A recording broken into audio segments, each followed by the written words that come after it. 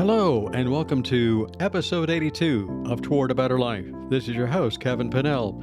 Think of me as your guide while we're traveling together, creating more fulfilling, rewarding, and healthier lives. And you won't need much for the trek, just an open mind, spirit, and heart. Toward a Better Life podcast features like-minded people just like you and I, sharing their stories, ideas, and activities on what can be done to create a better life individually and collectively. If you do enjoy the episode, if you learned something today, please consider following the show, subscribing to your favorite podcast platform like Apple Podcasts, Spotify, Amazon, to name a few, and leaving a good 5-star review. This helps the podcast more than I could say, and it allows us to reach more and more people, which would mean the world to me. So let's talk about indulgences. How much is too much? How do you know when to stop? Are social pressures involved? These questions and others are the focus of this episode with Duncan Brown. Duncan focuses primarily on overindulging with alcohol. Now, this isn't about alcoholism, it's about overindulging, whether that's alcohol, food, or other facets of life. Overindulgence is a subject that Duncan has taught and written about for years. One of his books, Get Over Indulgence, outlines a simple system to revolutionize your relationship with food, booze, and life. It details how to power up your productivity, re-energize your self-confidence, and create your stress-free life, all without the need for monk-like dedication or soul-crushing suffering. Join Duncan Brown and I now as we examine how to get over indulgence. Good day, Duncan. How are you? Oh, good day to you too, sir. And thank you very much for having me. Yeah. So there's only I think it's only a 5-hour difference. So I have to be very careful about how I say it's good morning. No, it's not. It's the middle of the bloody night. Yeah. It gets confusing because, is it good morning in your time zone or my time zone or the listener's time zone? Yeah. That kind of sums it right up. I want to dive right in a minute here, but if you could, Duncan, why don't you give us a little story about Duncan and tell us what you do and how you got there and so forth, if you don't mind.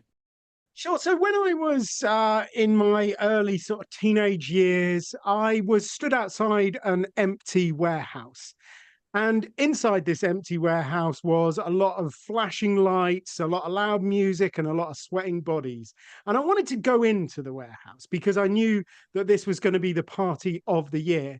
But I also kind of didn't want to go into the warehouse because I was scared. I was unsure of my place in life. I was not the most socially outgoing. So I didn't really know what to do. And then one of my friends handed me a can of warm lager. And honestly, I didn't think it tasted that great, but pretty soon I started to get this kind of tingling in my feet, and it moved up through my legs, all the way into my stomach, my chest, my brain. And all of a sudden I found I had the confidence to walk through the door. Actually, I didn't walk through the door. I strutted through the door. I hit that party hard. And honestly, I've never really looked back. So when I started drinking, it seemed like all my Christmases had come at once. It seemed like it filled in a lot of gaps in my personality. It seemed to give me confidence, make me funnier, make me better looking. Maybe not so much the last one, but it seemed to really, really help me be more outgoing. So yeah, I thought it was great. And the thing was, it started off very social. I wasn't drinking a huge amount. I was always drinking with lots of people. But as time went on, it got less and less social. And I started to drink more and more. And I ended up basically sitting on my own, drinking a couple of bottles of wine every night, which was not much fun. No. And I think in the talk that we had before we actually started the recording, I appreciate where we're going to go with this because it's not about addiction. It's not about alcoholism, but I would say it's more about knowing when to stop and indulging wisely. Over your shoulder, I see a book over there. It says "Real Men Quit," and then right above it, it has "Get Over Indulgence." So you mentioned something earlier in the sense of how we don't know when to stop, and yet we're really not alcoholics. So Yeah. I mean, I think that is a fairly good definition of what happened to me. I really lost the ability to know when to stop. And it was every time I drank, it was pretty much full on. And I think that's, an issue a lot of us have with a lot of things, not just around alcohol. We think we're only going to have one cookie, but we finish the packet, don't we? Hmm. We think, oh, we'll just have a couple of crisps. Hmm. Sorry, they're chips, aren't they? No, they're Yeah, crisps. Well, I know that they're crisps. You and I know, but yeah, yeah, chips. yeah. So we think we're just going to have a couple. We'll just have a handful, and then we end up eating the entire bag. So yeah, that kind of ability to actually do things that are enjoyable, that might be a little bit indulgent even, but don't then tip over into the idea of overindulgence. And they don't become too much, and they don't then become a problem. And that's where it goes. And it wasn't so, folks. This is not an addition just to talk about alcoholism or addictions. It's more about how to control your own indulgences. There's nothing wrong with having a lovely piece of cake, but it's a piece, not the whole cake. There's nothing wrong with having, I'll say it for our American friends, is I'll have one chip. And Lay's will deny me ever saying that again. But, here in the States, of course, we talked about the big commercial years and years ago, bet you can't eat one. And it's addictive. And you look at all the different things that can cause you to indulge even further because it tastes so good. Yeah, and I mean, to be honest with you, it's not just food anymore. A lot No. of our digital life is Hmm. designed like that. It's designed, we think we'll just go on Facebook to check a few things, or we just think we'll watch one video on YouTube, and then half an hour later, Hmm. we're down a rabbit hole and we realize we haven't done the washing up. That's it. That's what happens to me and a lot of us is we don't see it because we're right in the middle of it. And whether it's pheromones, whether, whatever it is that's making us go deeper and deeper and deeper into that, it's creating a problem, really, when you think about it. We are out of control. So, what are some of the ways that you think that we can overcome some of these indulgences, Duncan? Well, I think it's very interesting that you sort of say we're not even aware of it. And I think that is always the starting point with these things. Becoming aware is always the first step. I mean, it's not the only step, but I Hmm. think it is worth sort of saying, you can't actually solve a problem unless you're aware that it's a problem. And you can't actually change a behavior unless you're aware that you behave in that way. So I think that ability to actually take a step back and look at what we're doing and become a bit more aware of, the way we behave, the way we live, I think that is absolutely the first step. Yeah, even in some of the body work that I do in massage therapy and clinical massage therapy, people will talk with me about saying, because I'll ask them if they're a regular client of mine, how are you doing? Have you been doing some of the stretches I've been talking about? Have you been doing this? Have you been doing that? And the lion's share of people will say, "No, I haven't." At least they're honest. But they'll say, "Well, but the thing is now instead of reaching up there to grab that thing, I think about how should I do it so that it's better for me." I said, "You have no idea what you just said, but that is a giant step because, and to use your word, you're aware. You know what you're doing, and you stop and think. That's the other one, awareness and stop." you know, and just say, okay, what can I do to change this? Is that another step? Yeah, I mean, I think what that's enormously interesting. That I think one of the problems that we have as a society is that we're not really aware of our bodies, and we move in a particular way, and then it starts to hurt. And that's the only time we actually become aware that we're moving in that kind of a way. And to get people to sort of think about it before it hurts, if we could figure out a way of doing that, I think we'd be doing absolutely fine. But that wasn't your question at all. You were asking what's the next step. So the way I work with people, we always start with people's beliefs. So your beliefs underpin your actions, and we don't really kind of ever take that step back and look at our beliefs objectively and say, well, the reason why I'm going to go out and vote is because I believe in democracy. I believe that we should be an active part in the political process. I mean, we've got an election coming up in a few weeks, and I know there's a fairly well publicized one going on in America fairly Just soon. a little. And all of those people, they're going to the polling stations because they believe that it is important for them to be a part of the political process. Now, most of them haven't ever questioned that. And I don't think you should. I think it's a great belief. I think you should continue to hold that. We have so many beliefs around other behaviors. So, for example, people believe that alcohol removes their stress. And I'll get people, I'll spend half an hour listening to them talking about how much pain and suffering alcohol is causing them, how much of a problem it's causing them. And then at the end of it, I'll say, why'd you do it? They go, oh, well, it helps me deal with my stress. It is your stress. I mean, it's like, that's basically what it has become. It is the major source of stress in your life. Yet they're still doing it because they still believe that it's helping them to cope with the stresses in their lives. So for me, it's a matter of exposing those beliefs, actually identifying them, bringing them out into the open, and then asking, A, are they true? And B, are they serving you? Are they helping you become the kind of person that you want to be? There you go. Are they true, and are they serving you? Are they creating a better life for you?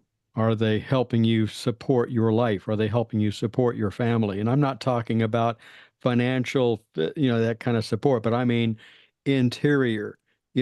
Does it help your mind? Does it help your belief system? Does it help everything? Does it build a strong family? And if that indulgence, and that's what I'm seeing where we're going with this, if that indulgence doesn't contribute to those, then maybe we need to take another look at that indulgence.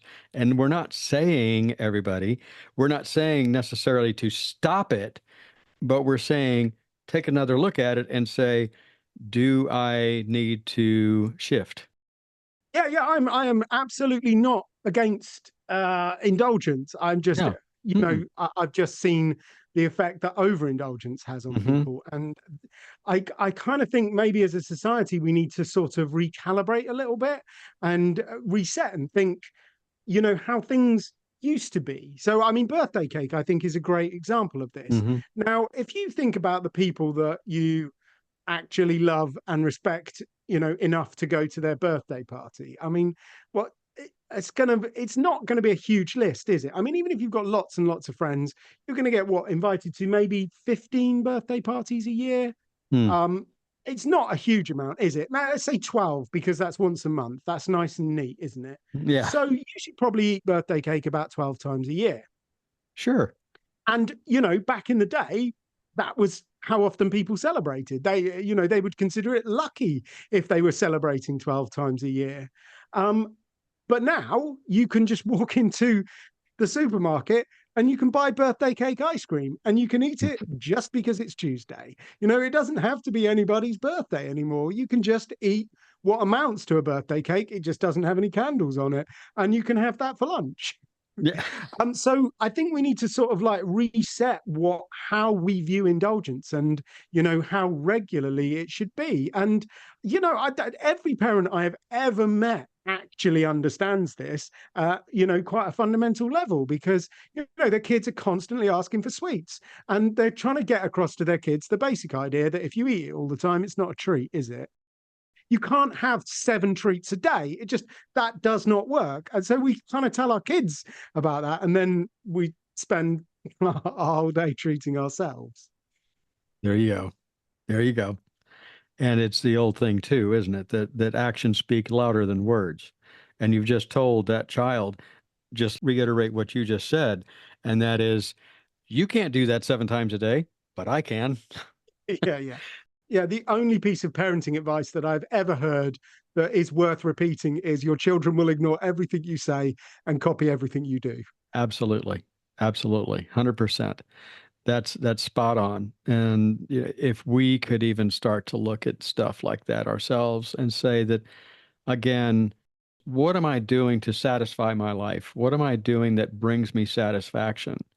what am I doing to bring me joy? What am I doing to bring me happiness? And some of that may be, again, where we take it to the nth degree. And isn't that a normal thing for society? Say, well, if one is good, two is better, three is out of this world, and four, forget about it. Yeah, but I mean, genuinely, that sounds sensible. It sounds logical, doesn't it? But Mm-hmm. most things genuinely don't work that way, and alcohol Mm-mm. definitely does not work that way. So the effect that alcohol has on your body is sort of just been pretty well studied. It's very, very well understood. The like rising blood alcohol levels as you continue to drink. You know, this is not new cutting edge science by any stretch of the imagination. And what happens when you drink that first drink is you get this feeling of relaxation. You Mm-hmm. get a slight flush response, which is a kind of pleasant, warming feeling, and you genuinely feel a little bit better. That's the first drink.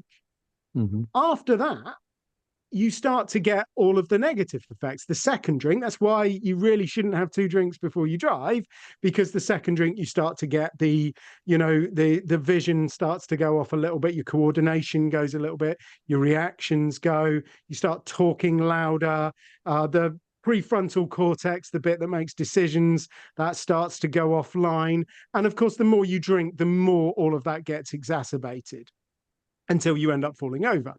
And that that I think is a really interesting kind of crossover. That it's that first drink that genuinely gives you pleasure, and you drink all of the other ones because you're just attempting to chase that initial pleasure. You don't get more pleasure, you just chase it.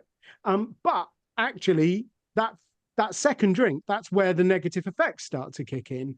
Not just on the evening, but the next day. That's where the risk starts to come from. So actually just drinking one drink, it maximizes your pleasure, but it also minimizes your risk and it minimizes the negative effects of it. So yeah, it is very, very simple. If you want to get the most pleasure out of drinking, one drink is the limit. Mm-hmm.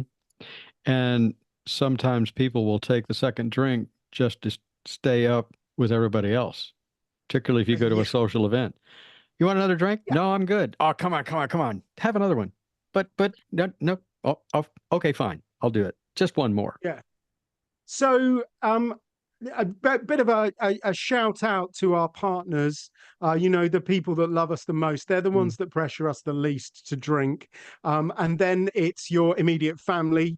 They're quite likely to pressure you to drink. About 40% of people have reported pressure from their immediate family to drink. 50% of people have reported pressure from their colleagues and co-workers to drink, but it's 80% when it gets to your so-called friends. Hmm. And it is Okay. always your so-called friends, isn't it? I Yeah. mean, they're lovely and everything, but they do, they look. I mean, a lot of people drink too much. They know they drink too much, and they don't want to be lonely when they do it, and that's why they're trying to persuade you to have a drink. Hmm. And conversation just kind of disappears. Real conversation, for one thing, because when you get inebriated, it just it just doesn't seem to fit anymore. Just like you said with the frontal cortex, it doesn't function like it did, and you go nowhere fast, and you lose the Yeah, ability to carry on any kind of an intelligent conversation. I mean, I genuinely thought I got funnier and cleverer and more eloquent when I drank. And it was only when I stopped drinking and I started hanging around with the same people, but doing it sober, that I started to really see the effect that it had. And it's like, oh, yeah, I was just like that. The only reason why you guys never noticed how boring and repetitive and illogical and actually not particularly funny I was because you were just as drunk as I was. There you go. So what's the what would you say the premise?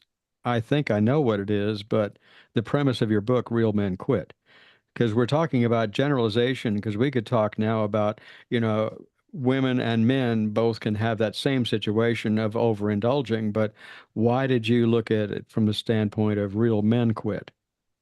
So men drink more. This is just one of those inevitable facts of life. About 75% of all of the alcohol consumed in the world is consumed by men. Hmm. So for, if there's 4 drinks on the bar, 3 of them are going to be drunk by guys, one of them's going to be drunk by a woman. So we are outperforming women in that sector quite convincingly, which is unsurprisingly means that men are far more likely to develop a problem with alcohol. Something like 3 times more likely Wow. than women. So it's something that we have more of a problem with. But of course, because we're blokes, we don't like to ask for help, do we? So No. we are less likely to attempt to receive some sort of professional help with it or some sort of treatment. So we've got more of the problem, but we're less likely to, go to the doctor and ask for some support with it. And that was why I wanted to write something specifically aimed at men to help them, rebalance their relationship with alcohol, to reassess where they're at with it. And it is very much trying to meet men where they are at. There are a lot of women doing a lot of amazing work in the space, but their books, they resonate with me now after I haven't drunk for 9 years, but they wouldn't have resonated with me at the time. That kind of drinking white wine after you pick the kids up from school, it just wasn't my life. It didn't really resonate with me.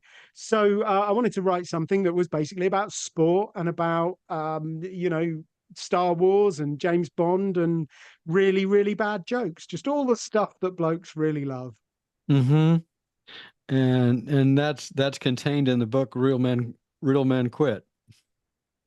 Yeah. In essence, it takes you through what you believe about alcohol, why you believe it. We talk a lot about the effects of society and the media and how that has helped you to learn certain things about drinking. So we start off with the beliefs. Once you've got to grips with some of those beliefs, got rid of the ones that aren't serving you or aren't true, then we start to look at the thought process. Now, some people would call them cravings, but at the end of the day, they're just thoughts, aren't they? So we just do a little bit of work about how to deal with your thoughts, how to manage them when you're in certain situations.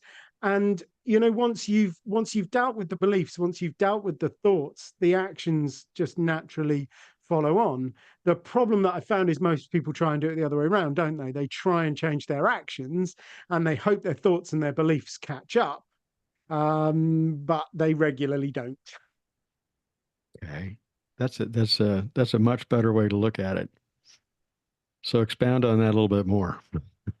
Put it in, Yeah. I would say put shoe leather on that. So, as I said earlier, the amount of beliefs people have around alcohol, they're almost too wide to be completely contained within one book. But having worked with a lot of people, there are a lot of similarities that come up. So stress is a massive one. Socializing is absolutely huge. People don't think they'd be able to have fun or enjoy social events without alcohol. They don't believe they'd be able to make or retain friends without alcohol.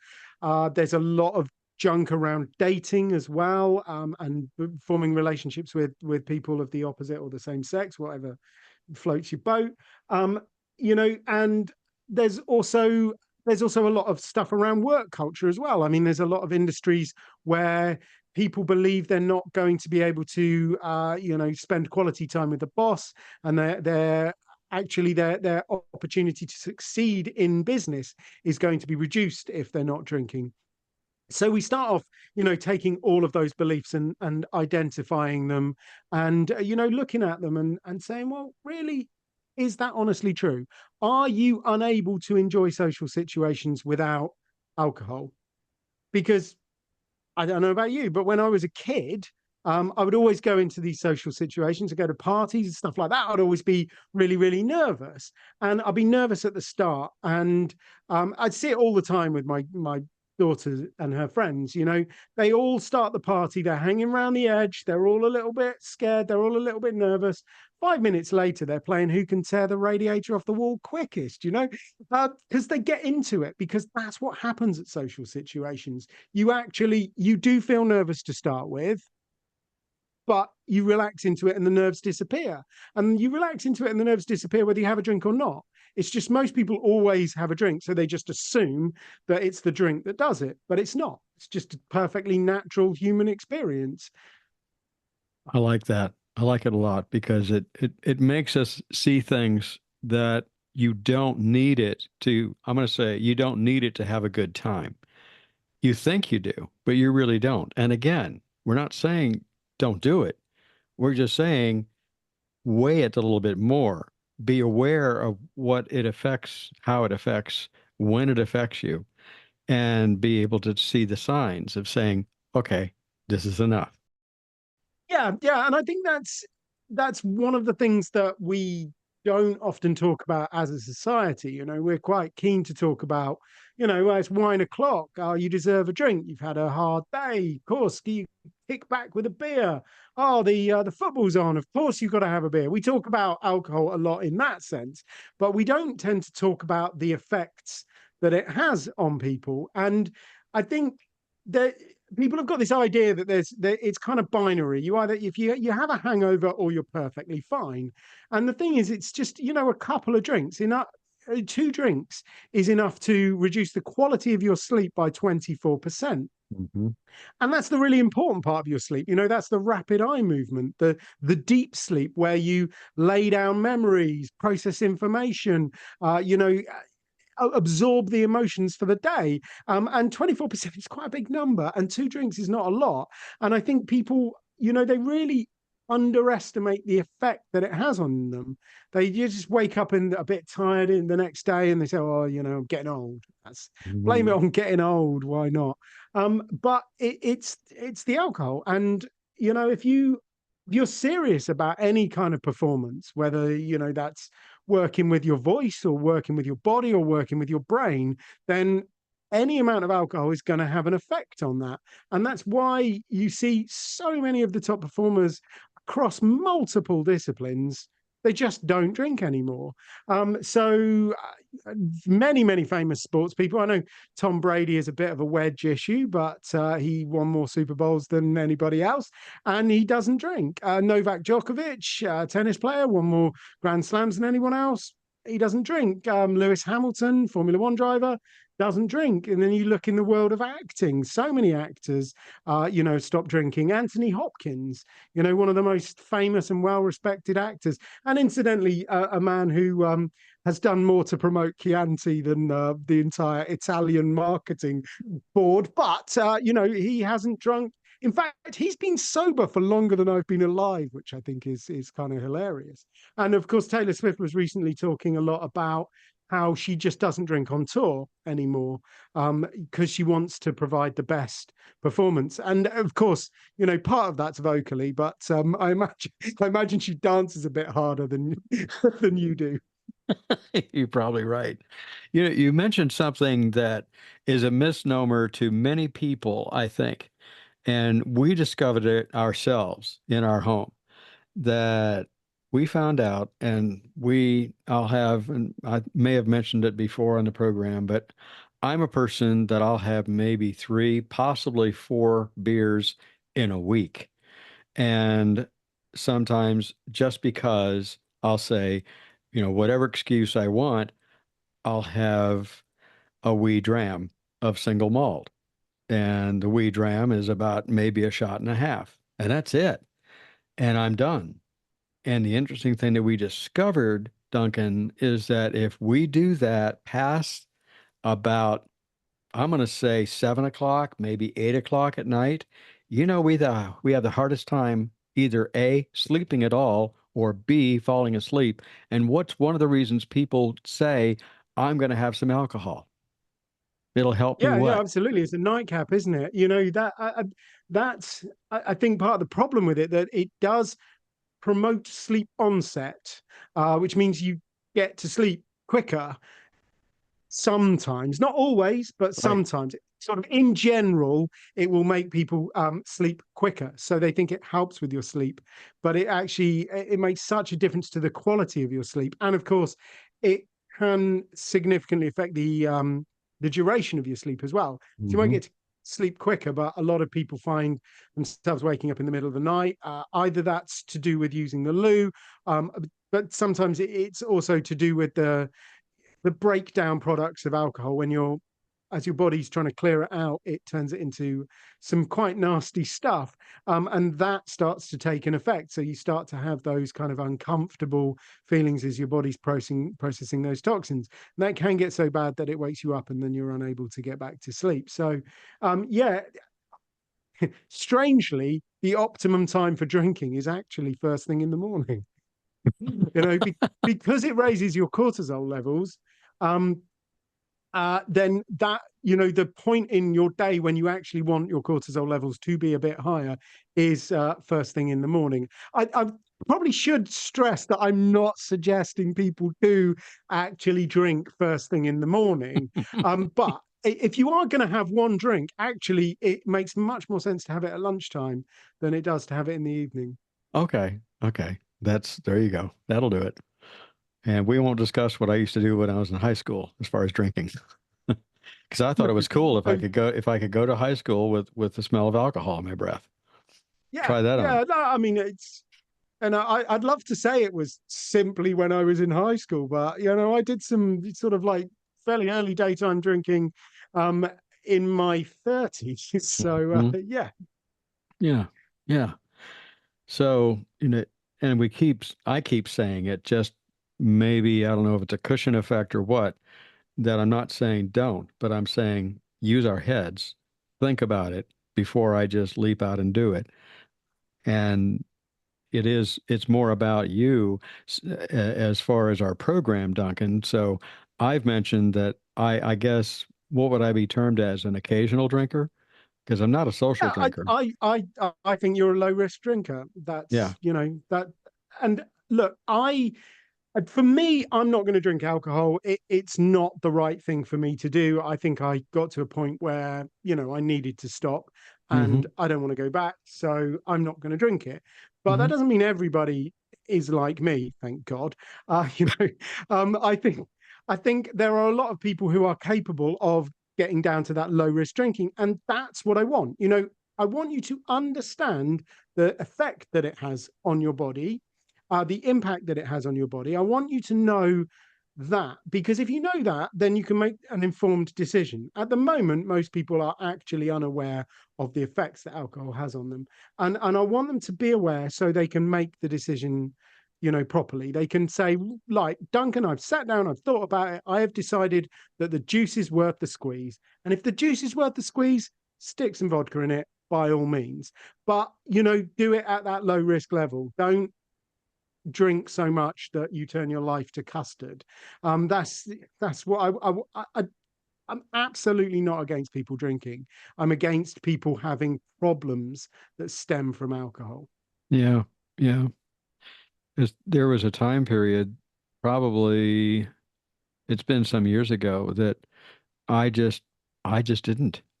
For whatever reason, I stopped drinking. I stopped drinking for 6, 7, or 8 years. And then I went to one of the beer capitals of the United States and lived there.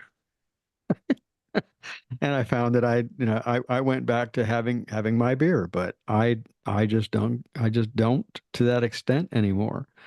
And I'm much better.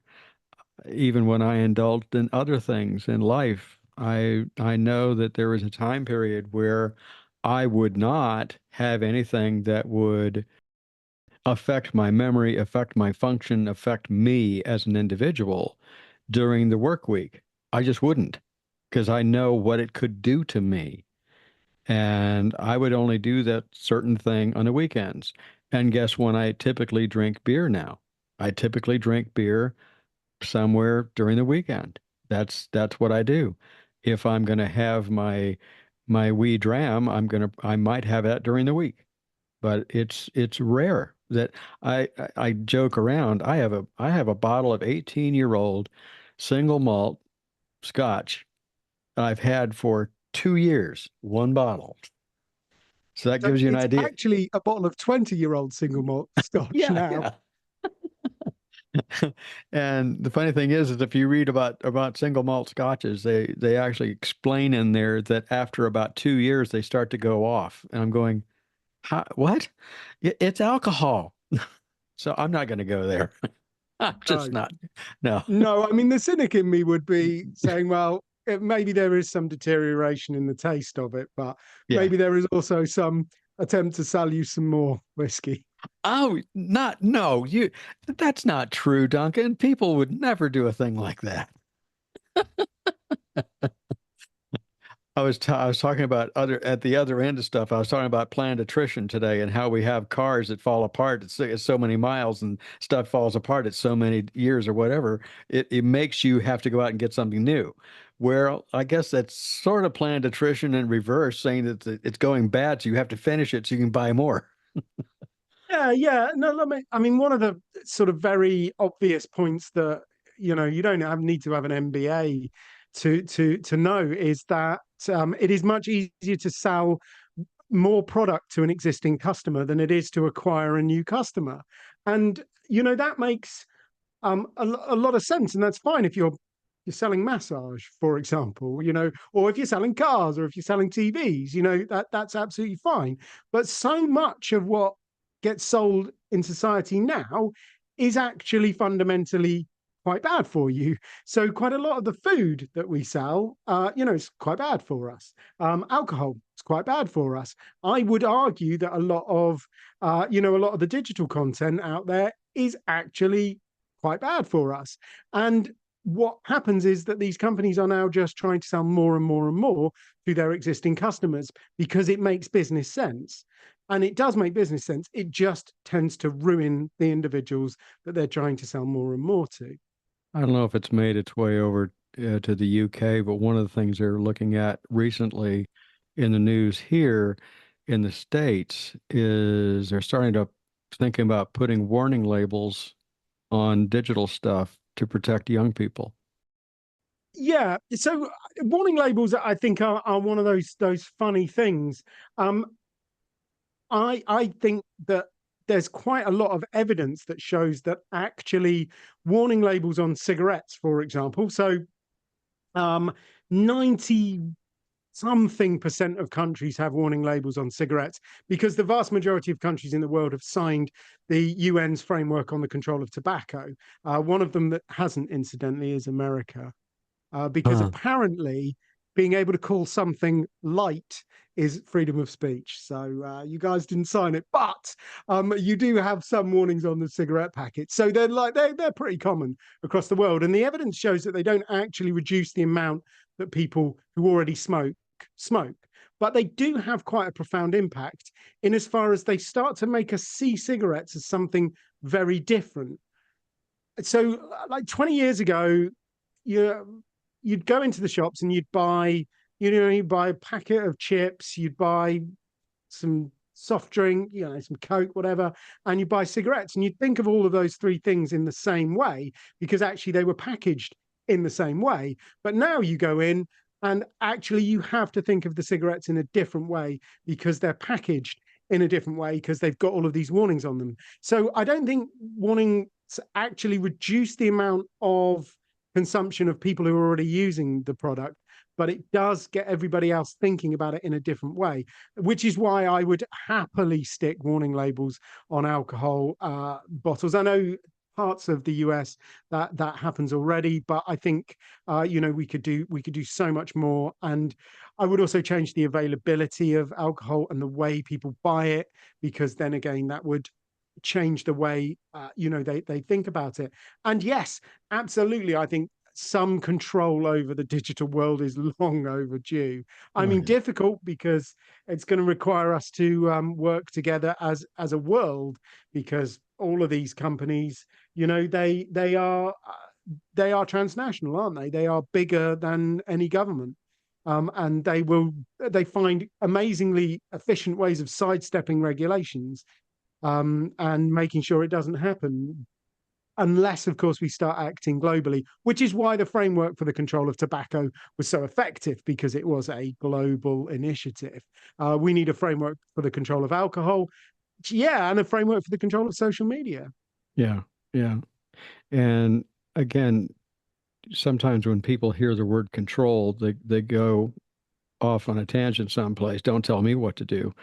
And yet sometimes if you look at it from the perspective of why am I being told this, it's because at some level, a lot of us, and maybe not you individually, but a lot of us do have a problem with it. We do have a problem. And it doesn't take us that much to go over the line. You know, I mean, the bottom line is alcohol is the number one global killer of 15 to 49-year-olds. You know, mhm. it's like it's not just some people, it's a lot of people. And look, you know, I am no fan of Purdue Pharma. You know, I would not be prescribing OxyContin to anybody at all. And I definitely do not want to do down the suffering and the pain that it has caused in America. But the brute fact is that, you know, opioids kill about 80,000 Americans every year. Alcohol kills twice that. You Hmm. know, and we talk a lot about an opioid epidemic, but we don't talk about an alcohol epidemic. So, look, you know, a little bit of restriction on your civil liberties, your personal freedom, has got to be worth saving the lives of hundreds and thousands of people, you know, who are your fellow countrymen. Yeah. Yeah. That's a great way to look at it too. So, Duncan, I mean, you do talks on this sort of thing, and you've done a lot. You've written books on this sort of thing. Do you do any kind of one-on-one help with people? Yeah, I do a little bit of one-on-one stuff, which I enjoy enormously, and uh, it's something that I want to continue doing despite the schedule filling up rapidly. I've got a lot of writing commitments at the moment, but yeah, I was to try and maintain it because it's so, you know, it's so impactful. It's watching, seeing people change in front of you. You know, that is it's honestly a joyous experience to see people come to you where they're beaten down and they just don't think there is another way, and they don't think that change is possible, and they think they're stuck like this for the rest of their life, and they're just going to listen to this idiot for 45 minutes because then they can go back and tell their wife that it's not going to work and they better just get drunk, you know, and seeing them come out the other end and start to build a life for themselves, and you know, look, they see their relationships improve and see their health improve and just see them start to, you know, find meaning and purpose and reconnect spiritually. And, you know, it's like, it's just night and day. It's amazing. It is an absolute honor to work with people one to one. So the other piece that I'm thinking, as far as how you can get involved and how you help other people, is obviously through your books. I see the two of them, like I said, is Get Over Indulgence. Is that your book that I see over your shoulder? Yeah, absolutely. That was my first slash third book. The first two were about local government and aren't very interesting, so I don't tend to talk about them very much. That is the journey of my learning. So it's sort of like the journey that I went on, written out nice, and it's very accessible. It's very readable. It's very short. It's got a few good jokes in it, and it is like a kind of like a novelized version of my life in many ways, and hidden in there. And I don't want to ruin it by saying there's education in there, but hidden in there is some of the stuff that I used to get free, and you know, things that you can maybe apply to your own life. Mostly, it's just good fun. Yeah. And how would you describe Duncan really quick? So What is Duncan? I'm energetic. That's the big thing. I will accept anybody. I absolutely am, you know, completely accepting of people. You have an absolute right to live your life the way you want to live it. You have an absolute right to hold the opinions that you hold, and you know, say the things that you want to say. I absolutely will support you in that 110%. But I might push back on some of it. I might challenge you a little bit on some of your beliefs about alcohol, about the Yeah. you know, indulgence and distraction, and whether that's actually making you happy. You know, so I'll accept you for who you are, but I might kick your ideas around a little bit. Not in Okay. politics, of course. Yeah, You yeah, know, yeah, yeah, vote for whoever you want. yeah. Do you do any kind of Zoom meetings for people? Like if they reached out to you and they wanted to have a talk of this nature that we're doing right now, and Yeah, most of my work is online these days, for the simple reason that the world is amazingly open now, and you can, well, what we're doing at the moment, you can just talk to people in completely different time zones yeah, form a great relationship, and that's magic. And it's always been that way for me. So when I first got into coaching, knocking on for 10 years ago now, um, I had quite a widespread um, group of people, and I was sort of thinking, well, how am I going to deal with this? And I did a lot of work over the phone, which is not ideal. And then it got to around about 2016. I came across this bit of software called Zoom, and I'd honestly, like, every time I'd sign on a new client, I'd be like, okay, we can do this over the phone, but if you've got a laptop, all you need is a laptop. It doesn't need to be a fancy one, but if you've got a laptop, we can use this thing called Zoom. It's like really amazing. And nobody ever took me up on it until about 4 years ago. And then all of a sudden, gee, what happened 4 years ago, Duncan? We won't go there. no, If you don't know, you need to wake up or something. yes, yes. I like the idea that the historians will be listening to this in 100 years' time, going, "Oh, actually, what are they talking about?" Duncan, do you have a website? Yeah, so if you can spell my surname, which is Baskaran Brown, then it's very easy to find my website, but most people can't even pronounce it. So Yeah. what I would like to do for your listeners is offer them the opportunity to read Get Over Indulgence for free. So if they Okay. put getover.uk into the internet, that's getover.uk, it will take them to a bit of my website where they can download the PDF or the Kindle version. Actually, they can download the audio there as well. So if they can stand listening to me for 3 hours and 45 minutes, they can listen to Get Over Indulgence as well. So that's getover.uk, which is just a bit of my website. It redirects you to a bit of my website, and there you can find out all about the crazy stuff that I do. There's loads of content on there. There's links to my podcast, and lots of articles and stuff like that, and yeah, just generally all the stuff that we do. And connect with me through all of the socials. We're pretty busy on Instagram, LinkedIn, and Facebook, and you Okay. can find links to those on the website as well. Or you can just type in Baskaran Brown, Yeah, okay. but it's not the easy one to spell, is it? No. Um, podcast. What's the name of your podcast? Then my podcast is called Flat Pack Sober, and it's uh, sort of tips and tricks to design your alcohol-free life. So I got a bit obsessed with what keeps people sober. I think honestly, getting sober is fairly easy. It was the staying sober that most people have the problem with. And so I started interviewing the sober superstars and just finding out what they do, so that we can steal their ideas, basically. Yeah, there you go. There you go. So, what does Duncan do to create a better life for himself?